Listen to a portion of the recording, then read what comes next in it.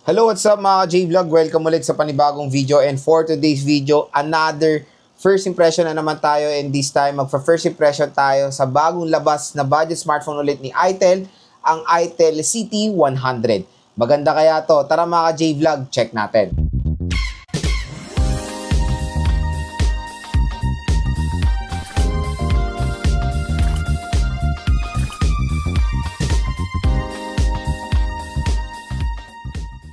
So yan, another first impression na naman tayo, and this time yung itel CT100. Nag-order na ako nitong smartphone na to, kaya stay tuned lang.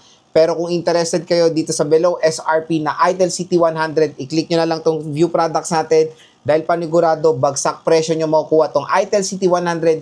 Tapos may voucher pa na naghihintay sa inyo pag click nyo tong view products natin. Kaya dito na po kayo bumili ng itel CT100.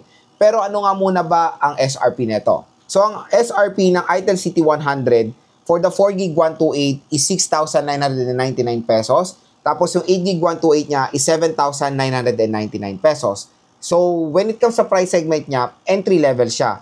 Pero ito kasi magandang balita. Pag click nyo again yung view products natin dito, yung link ng ating product, napakamura nyo lang makukuha ang itel CT100. Yung 8GB 128 net, 8GB? Yung 4GB 128 neto mga ka-J-Vlog, makukuha nyo lang siya sa halagang 4,900 pesos. Biruin mo, ang SRP niya is almost 7,000 pesos, pero makukuha nyo lang siya ng almost 5,000 pesos. Tapos pag may voucher pa kayo, there's a possibility baka mas bumaba pa ng konti yung kanyang presyo. Kaya dyan na kayo bumili sa ating view products. Click nyo na lang yan. Tapos yung kanyang 256, so magandang balita, for as low as 4,900 pesos, pwede nyo na makuha yung itel CT100, kasama na po yung voucher dyan. So yung voucher ko kasi isa sa 500 pesos. Pero baka sa inyo iba or mas malaki pa yung voucher kasi galing nga kayo dito sa ating view products. Pero yung presyo niya sa online, yung 4GB 128 is 5,400. Mura pa rin or below SRP pa rin siya. Kaya expect nyo mga ka-J-Vlog na ganyan nyo rin makukuha itong itel CT100, below SRP po siya. So again, i-clear na natin. So again, i-clear ko lang to na ito ay hindi po full review. This is a first impressions review. Nagbibigay po ako ng saloobin when it comes sa specifications ng device, yung kanilang specs, availability, and of course, yung kanilang napakamurang link kung saan nyo siya mabibili ng super duper affordable. Marami pa rin hindi nagigets ng purpose ng ating video. Again, pwede po tayo magbigay ng saloobin kahit wala po yung unit or wala pa po yung on-hand unit kasi nga first impression, very familiar tayo sa mga specifications ng devices, kaya titignan natin kung sulit nga ba ang specs ng itel CT100 sa kanyang presyo sa online or yung kanyang SRP. So, usapang display muna tayo dito sa itel CT100. In fairness, malaki rin yung display niya. 6.75 inches, IPS LCD display with the resolution of HD Plus 720p with 90Hz screen refresh rate, and yun nga, naka-notch display pa tong device na to. Sa OS, sad to say, naka-Android 14 siya with itel OS 14. Sa chipset naman, chipset niya is very interesting. Of course, ito yung favorite kong chipset sa budget segment. Unisoc 7250 with an octa-core CPU na merong clock speed na up to 1.8 GHz. And sa GPU niya is Mali G57 MP2. Meron siyang 13 megapixel main camera and 8 megapixel front-facing camera. So pagdating sa battery niya, malaki battery nito, 5,200 mAh na removable battery with 18 watt fast charging pa siya. Ang maganda rin naman dito sa itel CT100 is meron rin siyang protection sa tubig na IP64 water and dust resistant. So yun mga J-Vlog, nalalaman nyo na yung price, specs, and of course availability ng itel CT100. Next naman is gusto ko ibigay yung first impressions ko overall based sa kanyang specifications. Pero syempre stay tuned sa ating unboxing dahil magbibigay rin ako ng first impression yan, hands-on na natin. So ito ay based lang sa specifications sa online netong itel CT100. At again, matik, i-unbox, review, and game test natin ito. Stay tuned lang dahil umorder na ako netong smartphone na to. Kaya hanggang wala pa yung smartphone, magbigay na tayo ng saloobin para maka-order na yung mga consumers natin na gusto nang bumili ng itel CT100. Again, dito po tayo magkiklik sa ating view products. I-click nyo na po itong view products na to para makabili ng mura at makakuha kayo ng voucher sa online ng itel CT100. So first usapan is yung display. The display is all goods kasi malaki siya. 9Hz refresh rate is for me the best minimum na yan for a entry level or budget smartphone.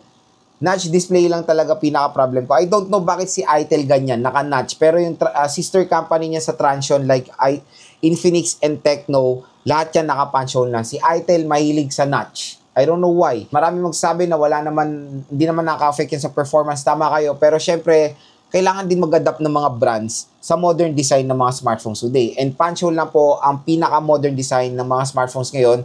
Again, tulad naman sinasabi ko sa mga video ko, kung wala namang any cost, kung wala ka namang gagastusin, kumplituhin yung bilog, kumplituhin nyo na dahil mas okay yung punch hole display compare sa notch display.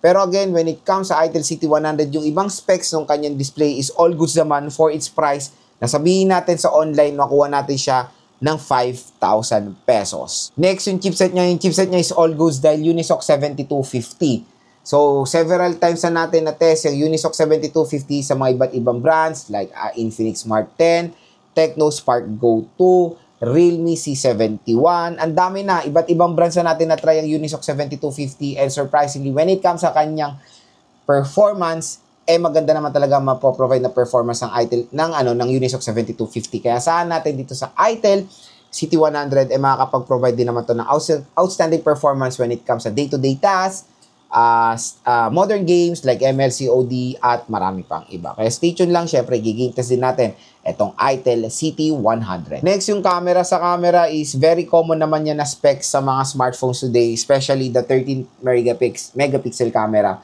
So, when it comes sa specs, again, sinasabi ko na to sa ibang video ko, hindi po tayo nagbe-base sa taas ng megapixel ng camera sa ganda ng photo quality. Tulad na lang ng Infinix Smart 10 and the Tecno Spark Go 2, ang gaganda ng camera performance niyan. Tapos mababa lang yung megapixel ng camera. So let's expect dito rin sa Itel CT100, maganda rin naman kahit paano yung mapoprovide niyang photo sample. Let's hope. Kaya abangan na rin natin yan sa ating full review. Next, battery. Battery for me is fine. 5200 mAh. Malaki rin. Beyond 5000 mAh. And for its price na 5,000 pesos kung makuha nyo sa online, 18 watts is the best minimum na pwede natin makuha. Pero isang variant niya, yung almost 8,000 pesos, 18 watts, hindi po yan bumabagay. Kaya pag nakuha niyo yung 8,000 pesos ng 6,000 pesos, at least minimum na talaga is 18 watts. Kaya okay na ako dyan, hindi na ako magreklamo sa 18 watts fast charging rate. Again, pag nakuha niyo siya ng below SRP like 5 to 6,000 pesos. So malaki rin yung battery niya, perfect na perfect sa mga consumers na naghahanap ng makunat na battery na pwede nila magamit sa trabaho, panglaro, or gamitin nila sa school. Next, yung kanyang design. So design is yun, very common naman na siya for a budget smartphone. Hindi naman ganon big change or game changer yung design niya. Pero again, syempre baka mag-iba yung opinion ko pag nawakan ko na siya sa ating review or sa ating unboxing. Baka kasi maganda yung color variation, may mga effect. Pero based sa kanyang material sa online, yung mga photos niya sa online, hindi ganon ako na-attract sa design ng Itel CT100. For me, very minimalist lang yung kanyang design. At ang pinakalas sa IP rating, so again, ito ay very common na natin naman nakikita sa mga murang smartphone na merong ingress protection 64. So, ngayon, maganda rin na meron siya water protection sa tubig kahit papaano, hindi po siya pwede malublob ha. Pwede lang po siya matalsikan ng tubig with certain pressure, ayan, mabasa sa ulan. For example, pinatong nyo sa table nyo na natapunan ng tubig. Yung mga ganyang protection is all goods dito sa Itel CT100. So, ayan mga ka-J-Vlog, ang first impression ko so far dito sa smartphone na to. And when it comes sa kanyang presyo sa online, napakamura, napakasulit.